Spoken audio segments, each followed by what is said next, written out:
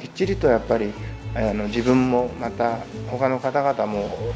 ウイルスから守れる手段はないかなって考えた時に、その傘の幅の分だけ必ずその間が取れるっていうことで傘を思い立ったんですね。入る方の人数も傘の数で制限できるから、そういう意味では密にならないっていう意味ではすごくユニークな